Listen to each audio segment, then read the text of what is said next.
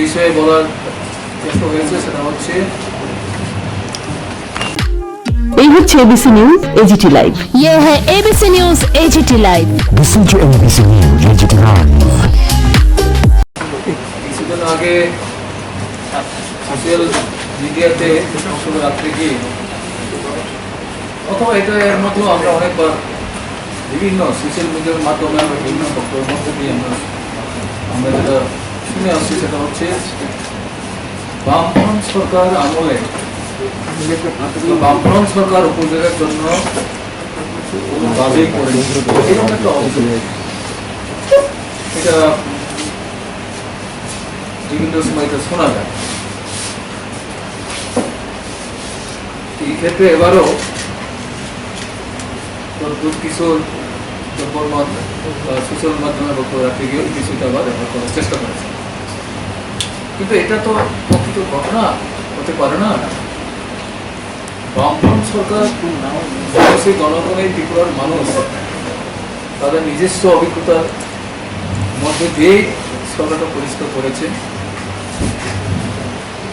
এবং স্বাভাবিক কারণে বামফ্রন্ট সরকারের আছে ত্রিপুরা রাজ্যের সামগ্রিক উন্নয়ন বা মানুষের যে অতীতে চলে আসা দুঃখ দুর্দশা মোচন হবে এই ভরসা বা এই ধারণা থেকেই তারা বামফ্রন্ট সরকারকে ক্ষমতা বসিয়েছে। এইগুলি শ্রদ্ধা রেখে বামফ্রন্ট সরকার কিন্তু কাজ করেছে। একটা যে কোনো তার একটা জাতি গোষ্ঠীকে তার সার্বিক বিকাশ ঘটাতে গেলে পরে বা তার জাতিসত্তা বিকাশ করতে গেলে যে বিষয়গুলো হচ্ছে তার অর্থনৈতিক শক্তিশালী করা, শিক্ষায় তাকে এগিয়ে নিয়ে যাওয়া, তার সংস্কৃতিকে শ্রদ্ধার সঙ্গে এটাকে তুলে ধরা, এই বিষয়গুলো সেখানে যুক্ত রয়েছে। সেগুলির উপরে বামফ্রন্ট সরকার কাজ করেছে গত 25 বছর এবং সেই রাজন্য শাসন, এটা আমি রেফার করছি কারণে ত্রিপুরার মানুষের কাছে সেটা হচ্ছে তথ্য যাচাই করার জন্য এটা আমরা বলছি। প্রায় 1300 বছর, কেউ কেউ বলেন 1300-1400 বছর ত্রিপুরায় রাজশাসন তারা পরিচালিত হয়েছে ত্রিপুরা রাজ্য।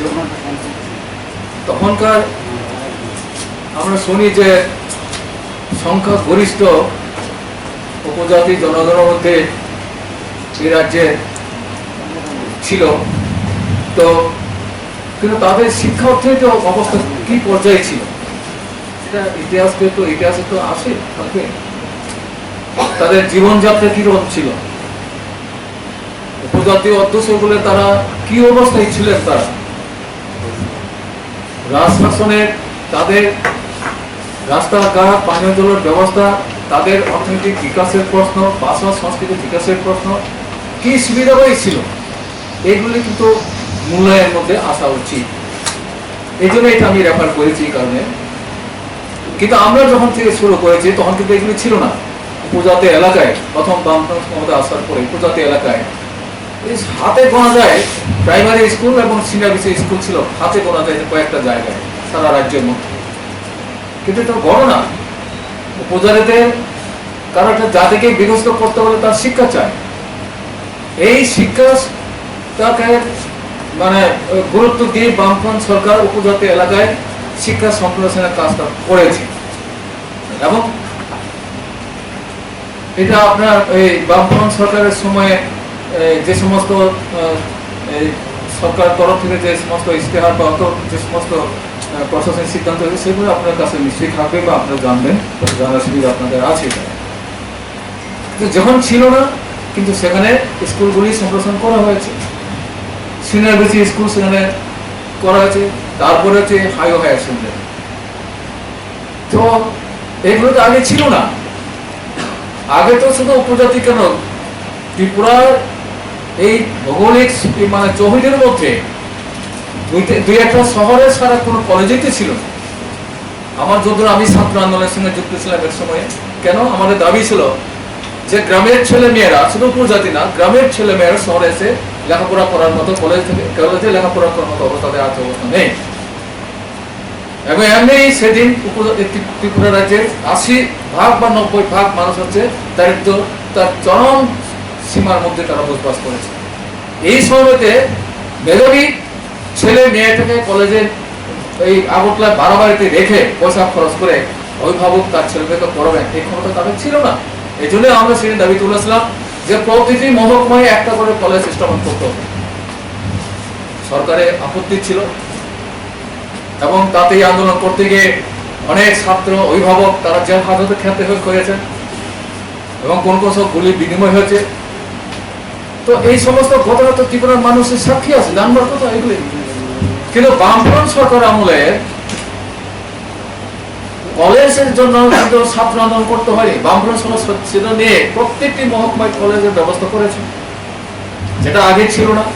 উপজাতি যে এলাকায় দ্বাদশ স্কুল বা মাধ্যমিক দ্বাদশ স্কুল ছিল না, এই জায়গায় বিনা আন্দোলনে বিনা রক্তপাতে উপজাতি এলাকায় দ্বাদশ বিদ্যালয় সেখানে কিন্তু অসংখ্য সংখ্যা সেখানে পরিষ্কার করেছে বামফ্রন্ট সরকার। অর্থাৎ শিক্ষার বিকাশ চায়, তার জাতিসত্তাকে বিকাশ করা চায় উপজাতি এলাকায়, উপজাতি জনগণে। এই ভাবনা থেকে কিন্তু উপজাতি এলাকায় এই শিক্ষা সংগঠনের কাজ করেছে। হচ্ছে উপজাতি তাদের যেহেতু শিক্ষার অভাব ছিল অতীতে, ফলে তারা তাদের অর্থনীতিকে ঠিক সেভাবে স্বাবলম্বী করে করতে পারছিল না। এই জন্যই শিক্ষাটাকে আমরা সেখানেও গুরুত্ব দিয়ে এবং যেমন যেমন দিচ্ছি তেমনি তাদের অর্থনৈতিক বিকাশ করার জন্য আমরা ত্রিপুরায় বিভিন্ন অর্থকরী ফসল, ইভেন রাবার, এমন সময় রাবার ছিল এটা কি জন্য বেআইনি চাষ, অর্থাৎ কেউ রাবার চাষ করা যাবে না ত্রিপুরায়, এরকম একটা কথা ছিল। আমার যত মাসে আমার বাবা একটা রাবারের চারা বলে কোথা থেকে নিয়ে গেল জানি না, তখন তাকে একটু বড় এই রাবার চারাটা বাবা আমাকে বলেন এইটা মানে ঘরে মেরে রাখো না, ঘরের ভিতরে একটু কোনায় রেখে দাও, কেউ দেখলে এটা কিন্তু পুলিশ ধরে নিয়ে যাবে, এইরকম বলছিল। অর্থাৎ রাবার চাষ করা যাবে এরকম ছিল। কিন্তু ত্রিপুরার বামফ্রন্ট সরকার সমস্ত নিয়ম কানুনের মধ্যে রেখে ত্রিপুরায় কিন্তু প্রথম রাবার চাষের মধ্যে উপজাতি না শুধু অন্যান্য বিশেষ করে উপজাতি জনগণের যেহেতু জমি জমা ওদের আছে, তিলাসম্পদ আছে, এদেরকে অর্থনৈতিক ভাবে স্বাবলম্বী করবার জন্য এই রাবারের মাধ্যমে সেখানে এই পুনর্বাসন অথবা তাদের উৎসাহিত করার চেষ্টা হয়েছে, হয় সরকারের ব্যবস্থায় অথবা এই যাদের সামান্য কিছু পয়সা আছে তারাও সেই রাবার চাষ করেছে। প্রচুর লোককে আমরা সরকারের ব্যবস্থায় রাবার চাষের ব্যবস্থা করি। এডিসি এবং রাজ্য সরকার উভয় তরফ থেকে যাতে উপজাতি জনজীবনে তার অর্থনৈতিক দুর্দশা লাঘব করা যায়, অর্থনৈতিক গ্রহ হয়, স্বাবলম্বী হতে পারে, তার জন্য কিন্তু এই রাবারের মাধ্যমে তাদেরকে পুনর্বাসন, অর্থকরী ফসল আনারস, আম, জাম, কাঁঠাল এগুলি বাণিজ্যিকভাবে যাতে তারা এই ওপরে বেঁচে থাকতে পারে তার জন্য সেটাকেও আমরা গুরুত্ব দিয়ে তাদেরকে উৎসাহ দেব, সরকারের ব্যবস্থা করেছে। কাজে উপজাতিদের জন্য কিছুই করে যে অভিযোগটা আসছে বিভিন্ন দিক থেকে বিভিন্নভাবে, এটা কিন্তু বাস্তবের সঙ্গে কিন্তু কোনো সামঞ্জস্য আছে বলে আমরা মনে করি না। আমি কেন, এটা ত্রিপুরার মানুষে মনে করবে আমি জানি না, ত্রিপুরার মানুষ হয়তো মনে করবে না। এগুলো তো চোখের দেখা, কি ছিল, কোথায় কি অবস্থায় ছিল, আজকে কোথায় গিয়ে ওরা পৌঁছেছে, এটা তো ত্রিপুরার মানুষের চোখের সামনে বিদ্যমান রয়েছে, জানে তারা। তাতে এটাকে অস্বীকার করলে কিন্তু এটা ঠিক মানে বাস্তবতাকে অস্বীকার করা ঠিক হবে না। উপজাতি তার বাসা প্রায় হারিয়ে বলে বসেছিল সেই রাজন্য আমল থেকে। আরে এক সময় তো নিজের মাতৃভাষার কথা বলেও তো অনেক লজ্জা বোধ করত।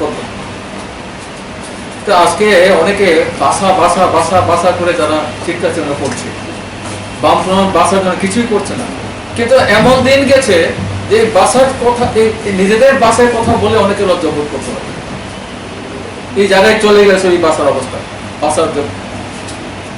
এই জায়গায় দাঁড়িয়ে বামফ্রন্ট সরকারি প্রথম ত্রিপুরায় এই মাতৃকক বড় ভাষা, ইভেন কক বড় ভাষা না, ত্রিপুরার উপজাতি 19টায় তাদের নিজস্ব ভাষা সংস্কৃতির ভাষা রয়েছে, সেই ভাষায় স্কুল পড়ার জন্য প্রাথমিক শিক্ষায় যাতে তারা নিজের ভাষায় পড়তে পারে তার জন্য কিন্তু সিদ্ধান্ত, বলিষ্ঠ সিদ্ধান্ত গ্রহণ করেছে। এটা কিন্তু এটা বড় একটা চ্যালেঞ্জ নিয়েছে বামফ্রন্ট সরকার। আর সেই ভাষায় আজকে কি বলে এটা কলেজ ইউনিভার্সিটি পড়াশোনা করছে। কলেজ ও ইউনিভার্সিটিতেও ডিগ্রি নেওয়ার সুযোগ তৈরি হয়েছিল। তো কে করলো? তো বামফ্রন্ট সরকারে করেছে। তো অস্বীকার করলে কি করে হবে? এটা বামফ্রন্ট সরকারের এই উদ্যোগে উপজাতিদের ভাষা বিকাশের জন্য কাজটা করেছে। তো এখানে কিছুই করেনি বামফ্রন্ট সরকার, এটা যে বলাটা কতটা বাস্তবমুখী হবে। সংস্কৃতি গান বাজানো কিছু হতেই না। আগে আমরা দেখতাম ওই সময় ওই সেই এটা যখন কংগ্রেস শাসন ছিল, তখন কোন সরকার অনুষ্ঠানে কাকে কিছু লোককে ডেকে এনেছেন নাচ গানের ব্যবস্থা, এরপরে এটা শেষ। কিন্তু বামফ্রন্ট সরকার এই যে মানে ভাষাটা তার সংস্কৃতিটাকে তুলে ধরবার জন্য সিদ্ধান্ত নিয়ে কাজ করেছে। এবং আপনারা দেখবেন যে এই মানে এই ভাষায় সংস্কৃতিটাকে উজ্জ্বল মানে তুলে ধরবার জন্য সেখানে ইনস্টিটিউটও করা হয়েছে, যেমন টিআরআই এখানে করেছে। এখানে এই চর্চা হচ্ছে, নানা রকম সরল দিক তৈরি হচ্ছে, এইভাবে করা হচ্ছে। এবং এই সংস্কৃতি এই গান বাজানোর মধ্য দিয়েও বিএ এমএ পাস করা যায়, তারও ব্যবস্থা এখানে এই স্তরে নিয়ে যাওয়ার চেষ্টা হয়েছে। তো খাটো করার উপজাতিদের তার সংস্কৃতিকে খাটো করা অথবা তার জন্য কোনো কাজই করছে না বামফ্রন্ট সরকার, এটাকে হয় বামফ্রন্ট সরকার করতে এই কাজ করেছে সংস্কৃতিকে তুলে ধরা।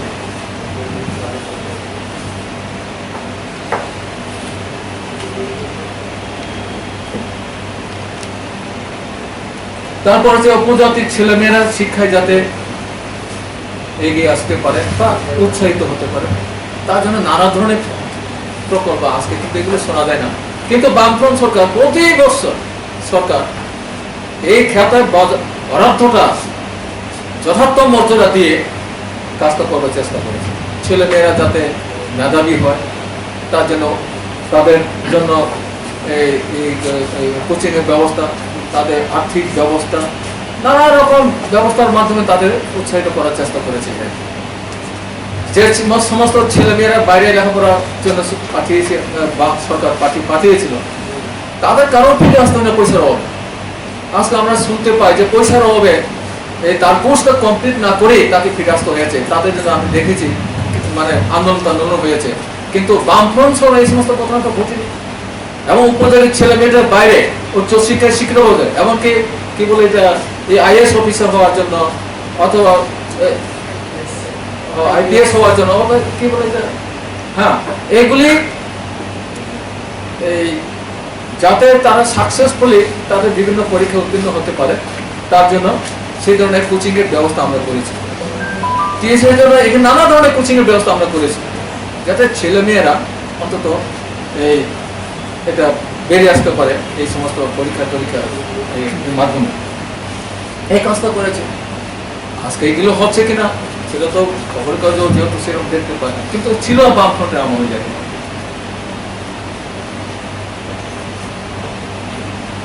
দুর্গমের উপর যে এলাকায় অনেকগুলি হসপিটাল, দুর্গম এলাকার উপর যেতে এলাকায় হসপিটাল শহরে নিয়ে আসতে হয়, অনেক অসুবিধা হয়। তার জন্য বামফ্রন্ট সরকার এই সমস্ত কথা মাথায় রেখে দুর্গম এলাকায় তাদের স্বাস্থ্য চিকিৎসার জন্য সুবিধার জন্য তাদের পৌঁছে দেওয়ার জন্য এই ধরনের প্রাথমিক স্বাস্থ্য কেন্দ্র গড়ে তোলবার চেষ্টা করেছে। ছোটখাটো হসপিটাল, প্রাথমিক হসপিটাল এগুলি করার চেষ্টা করেছে সরকার। প্রথম থেকে উদ্যোগ নিয়ে যে সমস্ত জায়গায় টাকাও স্যাংশন হয়েছে, জায়গাও ঠিক হয়েছে, শুধু কাজ করার জন্য কন্ট্রাক্টও ঠিক হয়েছে, কাজটা শুরু হয়নি, দেখা গেলো এগুলো সব বন্ধ হয়ে গেল। আর হসপিটাল করবে না, ডাক্তার নার্সের অভাবে এই সমস্ত হসপিটাল আর করা যাবে না। কোনো হসপিটাল প্রায় মানে কি নির্মাণের কাজ শেষ হয়ে গেছে, এমনও হতে পারে হয়তো এটা জঙ্গল হয়ে গেছে, হয়ে যেতে পারে, যেহেতু এটা চালু হয় না এখন পর্যন্ত, এইরকম অবস্থায় চলে গেল। তো বামফ্রন্ট সরকার কিছুই করেনি উপজাতি এলাকায় উপজাতিদের জন্য। এটা তো কথার কথা, এটা তো কোনো অর্থ থাকছে এখানে? আমার মনে হচ্ছে এই জায়গায় কোনো অর্থ থাকছে না। তো